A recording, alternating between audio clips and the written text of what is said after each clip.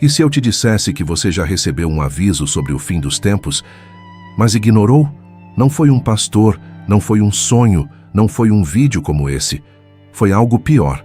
Foi a sua própria consciência sussurrando enquanto você rola a tela do celular, distraído, como se o mundo não estivesse à beira do abismo. E agora, o que vem não pode mais ser ignorado. Você já acordou no meio da noite com um peso no peito, como se algo estivesse errado. Mas não sabia o quê. Já sentiu aquele frio na espinha, quando ouviu falar de nova ordem mundial e controle digital, ou lei da marca, mas logo desviou o olhar, porque era mais fácil acreditar que isso é coisa de fanático. A verdade dói. Você sabia. No fundo, sempre soube. A Bíblia não fala da marca da besta como um mito, fala como um aviso solene gravado a fogo em Apocalipse 13, 16 ao 18. E o mais assustador, esse aviso não foi escrito para assustar gerações passadas. Foi escrito para você. Imagine um filme onde o vilão não usa capa nem armas. Ele usa algo pior: conveniência. Oferece a solução perfeita para problemas que ele mesmo criou. Aceite essa marca, diz o engano, e você nunca mais passará fome, será perseguido ou excluído. Soa familiar? É o mesmo discurso de hoje. Cadastre seu CPF biometria aqui. Aceite os termos de privacidade, sem chip, sem trabalho. E enquanto você hesita, uma voz dentro de você, a que você insiste em calar, grita: é uma armadilha. Jesus alertou em Mateus 24:4. Cuidado, que ninguém os engane. Mas aqui está o problema. O engano não vem com um cartaz escrito "Eu sou o anticristo". Vem disfarçado de ajuda humanitária, de avanço tecnológico, de proteção. E pior, vem rápido. Em 2020, o mundo aceitou passaportes sanitários em 2 semanas. Em 2024, países já testam moedas digitais programáveis. O que será exigido em 2025? Você está preparado para dizer não quando recusar significar perder tudo? Seu emprego, sua conta no banco, até o direito de comprar pão? Aqui está a verdade que ninguém quer encarar. A marca da besta não começa com um chip. Começa com uma escolha. A escolha de trocar sua lealdade a Deus por um pouco de conforto, de adorar o sistema para não sofrer. E o mais triste, muitos nem perceberão que fizeram essa troca. Cairão no conto do só isso uma vez, como Caim, que achou que seu sacrifício meio certo seria aceito, como Judas, que vendeu Jesus por um punhado de moedas, como qualquer um de nós, se não estivermos alertas. Por isso, esse aviso não pode mais ser ignorado. Porque o tempo de decidir não é quando a lei for aprovada, é agora. Enquanto você ainda pode treinar sua alma para resistir, enquanto ainda há graça para discernir, enquanto o Espírito Santo sussurra no seu ouvido, você foi chamado para ser mais que um espectador, foi chamado para ser um mártir em pé. O que vem a seguir não é teoria, é um manual de sobrevivência espiritual. E a primeira lição é essa: a marca da besta não é o fim, é o sintoma de algo muito pior. Você já parou para pensar que o maior engano sobre o fim dos tempos não é o que as pessoas acreditam, mas como elas acreditam? Todos falam do 666 como se fosse um código de barras, um chip sob a pele, uma tatuagem digital. Mas e se eu te disser que você está olhando para o sintoma e ignorando a doença? O número da besta não é sobre tecnologia, é sobre adoração. E pior, você pode já estar participando desse culto sem nem perceber. Imagine uma cena: um homem no shopping, rosto iluminado pela tela do celular. Ele desliza o dedo, compra, compartilha, curte. Parece inofensivo, até que a câmera se aproxima do seu pulso, onde um relógio inteligente registra cada batimento cardíaco, cada localização, cada hábito. Ele nem percebe, mas a cada aceito os termos e condições, a cada login facial, a cada sim, quero desconto. Ele está dizendo sim a um sistema que não pede permissão para governar sua vida. Isso não é ficção. É Apocalipse 13:17 em movimento. Ninguém podia comprar nem vender, a não ser quem tivesse a marca. O verso não fala de um chip, fala de controle. E controle começa com consentimento. Aqui está o segredo que ninguém quer encarar. A besta não precisa de um microchip para marcar você. Ela só precisa que você se curve, que você troque sua liberdade por conveniência, que você adore o Deus do algoritmo que te diz o que comer, o que pensar, até o que crer. Você acha que é exagero? Então responda. Quantas vezes hoje você checou seu celular antes de ler a Bíblia? Quantas horas você passa alimentando um sistema que coleta seus dados, mas quantos minutos você gasta alimentando seu espírito? O número 666 não é um código, é um espelho. E ele reflete a pergunta mais importante da sua vida. Quem você está realmente servindo? Não é sobre tecnologia, nunca foi. É sobre idolatria disfarçada de progresso. No tempo de Daniel, Nabucodonosor ergueu uma estátua de ouro e ordenou que todos se curvassem. Hoje, a estátua não é de ouro, é de dados. E o decreto é o mesmo. Curve-se ou seja excluído. A diferença? Na Babilônia, eles sabiam que estavam adorando. Nós nem percebemos, mas há uma saída. Porque assim como Sadraque, Mesaque e Abed-nego se recusaram a se curvar, há um nome que anula o poder da besta. Um nome que está acima de todo o sistema, todo o algoritmo, todo o controle. E esse nome não está em nenhum banco de dados. Está escrito no livro da vida. E se eu te disser que há um grupo de pessoas que já está sendo marcado, mas não pelo sistema? Pessoas que carregam um sinal invisível, um selo que a besta não pode tocar. Há uma história que não está nos livros de escola, nem nos documentários, nem nos sermões de domingo. É a história de um povo que olhou nos olhos do sistema e disse não. E o mais impressionante? Eles não eram super-heróis. Eram pessoas comuns, como você. Padeiros, pescadores, mães, crianças. Gente que, quando o decreto saiu, preferiu perder tudo a perder a alma. E o segredo deles não era uma estratégia humana. Estava escrito em Apocalipse 13:10, um verso que poucos entendem. Se alguém leva, para cativeiro vai. Se alguém matar a espada, é necessário que seja morto a espada. Aqui está a perseverança e a fé dos santos. Traduzindo, eles sabiam que o preço da resistência era alto, mas o preço da rendição era infinitamente pior. Imagine a cena. Roma, ano 303 depois de Cristo. O imperador Diocleciano decreta que todos devem queimar incenso ao seu retrato, um ato simbólico de adoração. Quem se recusa, morre. Nas catacumbas, um grupo de cristãos se reúne à luz de velas. Eles não têm armas, não têm influência. Têm apenas uma certeza: não nos curvaremos. Entre eles está uma jovem mãe, segurando um bebê no colo. Ela sabe que, se disser não, seu filho crescerá órfão. Mas se disser sim, ele crescerá sem Deus. E então, ela faz a escolha mais difícil e mais bela da história. Prefiro ver meu filho morrer do que vê-lo perder a eternidade. Essa história se repete. No século XVII, os huguenotes na França preferiram fugir para cavernas a renunciar sua fé. Em 2023, cristãos na Coreia do Norte arriscam campos de trabalho forçado por se recusarem a adorar o regime. O sistema sempre oferece a mesma troca: renuncie a Deus e você viverá. Mas Apocalipse 13 ensina a verdade cruel: quem aceita a marca até vive, mas já está morto por dentro. Aqui está o segredo que os mártires entenderam. A marca da besta não é sobre sobrevivência física, é sobre identidade espiritual. Quando você diz, eu sou de Cristo, você está dizendo não a todo outro senhorio. Seja um governo, um algoritmo, um sistema financeiro. E essa negação não é um ato de rebeldia, é um ato de adoração pura. E é por isso que, enquanto o mundo se prepara para a maior crise de identidade da história, há um grupo invisível que já está treinando para resistir. Eles não estão armados com protestos ou discursos, estão armados com algo muito mais poderoso: o sangue do Cordeiro e a palavra do seu testemunho. Mas como você reconhece esses resistentes hoje? Como você se torna um deles? Porque há um sinal visível nos que recusam a marca, e ele não está na mão nem na testa. Há um rastro digital que você deixa em todo lugar.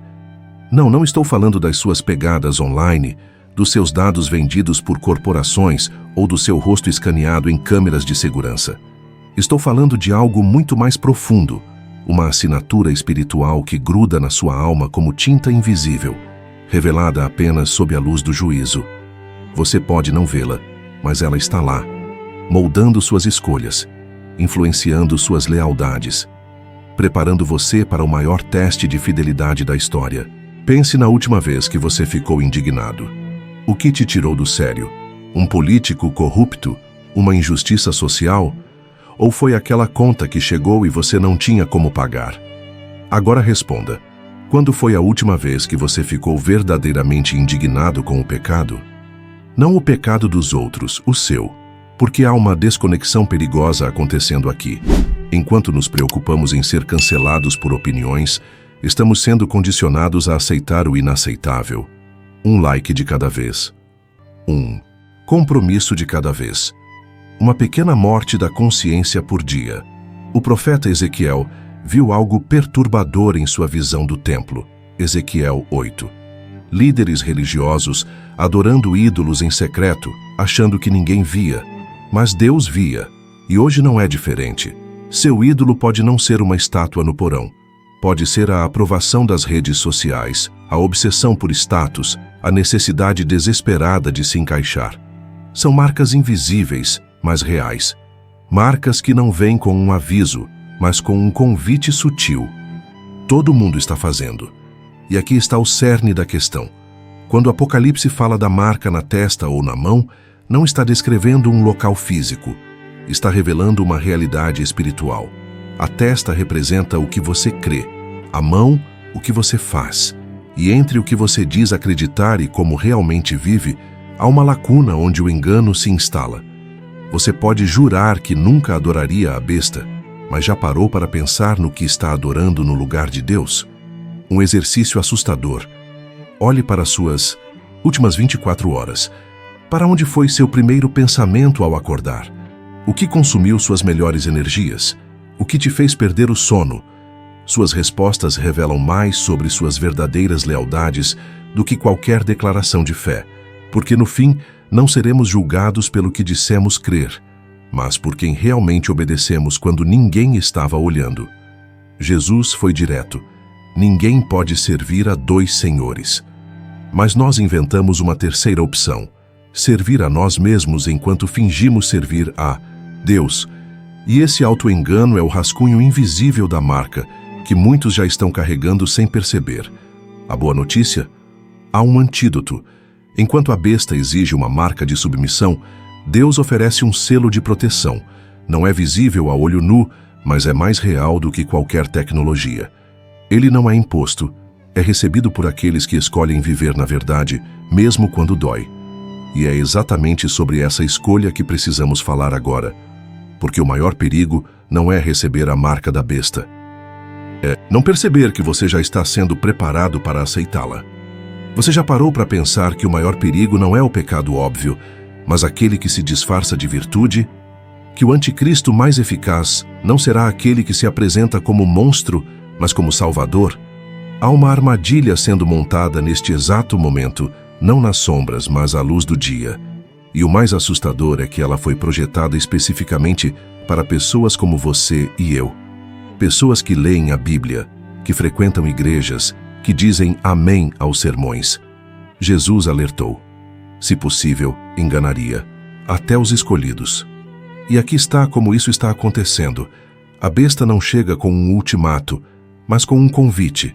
Não exige que você renuncie a Deus de uma vez, só que o coloque em segundo lugar. Um passo de cada vez. Um sim pequeno de cada vez. Primeiro, é apenas um aplicativo de banco que promete facilitar sua vida.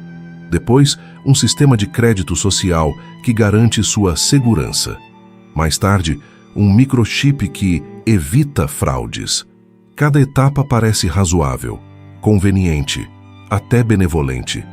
Assim, como a serpente no Éden, não ofereceu uma maçã podre, mas um fruto desejável para dar entendimento.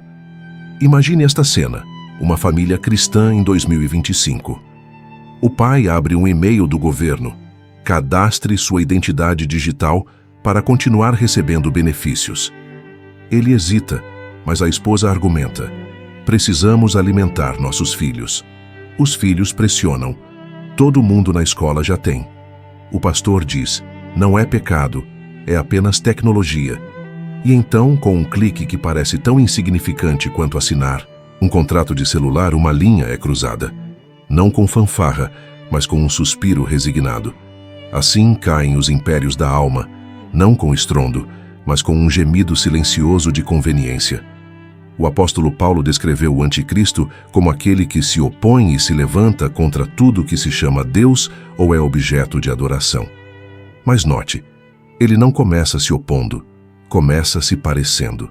Parecendo justo, parecendo lógico, parecendo a solução para problemas que ele mesmo criou. A besta não força, seduz, não ameaça, persuade. E seu argumento mais poderoso não é aceite ou morra, mas aceite e viva com mais conforto. Aqui está a verdade que dói. Muitos não cairão por medo, mas por comodidade. Não por perseguição, mas por assimilação gradual. Não porque renegaram a Cristo de repente, mas porque o deixaram de lado pouquinho a cada dia, até que ele se tornou apenas um acessório em suas vidas, não o centro. Mas há um antídoto para esse veneno lento, e ele não está em teorias conspiratórias ou em bunkers subterrâneos. Está em algo tão simples quanto radical. Uma decisão diária de amar a verdade mais do que a comodidade, mesmo quando ninguém está olhando. Porque quando a grande prova vier, não seremos julgados por nossa resposta na hora H, mas pelo treinamento espiritual que fizemos ou negligenciamos nos pequenos momentos que ninguém viu. Há um segredo guardado a 7 chaves no livro de Apocalipse, mas não está escondido em códigos ou símbolos. Está ali, em letras garrafais que poucos têm coragem de ler de verdade. Não é sobre fugir, não é sobre lutar, não é sobre sobreviver. É sobre algo tão simples que a maioria vai ignorar até ser tarde demais. O poder de um nome. Mas não qualquer nome. O único nome que faz os demônios estremecerem, que faz os sistemas falharem, que faz a besta recuar. E esse nome não é um amuleto, é uma rendição total. Imagine uma cena que vai se repetir em breve. Um homem é levado a uma sala fria diante de um terminal digital. Aceite a marca ou perca tudo, dizem a ele. Suas mãos tremem, seus lábios secam. Mas então, algo estranho acontece. Em vez de terror, uma paz sobrenatural invade seu peito. Ele sorri e diz baixinho, Jesus já é meu Senhor. E nesse momento, o sistema trava. Os rostos diante dele se confundem, porque há um poder nesse nome que quebra todas as cadeias, até as digitais. Isso não é ficção. É Apocalipse 3:8 em ação. Eis que coloquei diante de ti uma porta aberta que ninguém pode fechar. Mas aqui está o problema. Você não pode gritar esse nome no dia do desespero se nunca o invocou nos dias de paz. Você não pode esperar que seja sua âncora na tempestade se nunca foi seu porto seguro na calmaria. A marca da besta não será rejeitada no último minuto por quem nunca viveu sob o senhorio de Cristo nos minutos comuns da vida. Quantas vezes hoje você usou o nome de Jesus? Não como palavra vã em uma oração decorada, mas como escudo contra as tentações do dia, como refúgio nas pequenas crises, como bússola nas decisões. Porque quando o sistema exigir sua alma em troca de pão, só haverá 2 opções. Os que conhecem esse nome como senha religiosa e os que o conhecem como ar do próprio pulmão. Paulo escreveu, todo aquele que invocar o nome do Senhor será salvo. Mas há um detalhe que muda tudo. No original, invocar não é um grito de pânico, é um estilo de vida. É respirar esse nome, é viver sob ele, é morrer por ele antes que a morte seja exigida. Os mártires do primeiro século não cantavam hinos no Coliseu porque eram corajosos, cantavam porque já estavam mortos para o mundo muito antes dos leões chegarem. E agora, A pergunta que vai ecoar na sua mente: como se preparar? A resposta é tão antiga quanto urgente. Viva hoje como se Cristo fosse tudo. Porque quando Ele for tudo o que lhe restar, você descobrirá que Ele sempre foi suficiente. O selo de Deus não é um código de barras, é uma transformação tão radical que mesmo que o sistema marque seu corpo, nunca poderá reivindicar sua alma. Enquanto o mundo corre para marcar suas testas e mãos, há um grupo silencioso que está sendo marcado no coração. E essa marca não os exclui do sistema, os torna invisíveis para ele. Como os hebreus na fornalha, eles estão lá, mas o fogo não os toca, porque há um quarto homem na história, e ele já pagou o preço. O tempo nunca foi neutro. Cada tic-tac do relógio é um convite silencioso para a eternidade. Você pode ouvir agora, nesse exato momento, enquanto lê estas palavras. Não é apenas o som do seu coração batendo ou do vento batendo na janela. É o som de um mundo correndo em direção ao abismo, achando que tem tempo de sobra. Mas há um segredo que os relógios não mostram. O ponto sem volta não será anunciado por sirenes ou manchetes.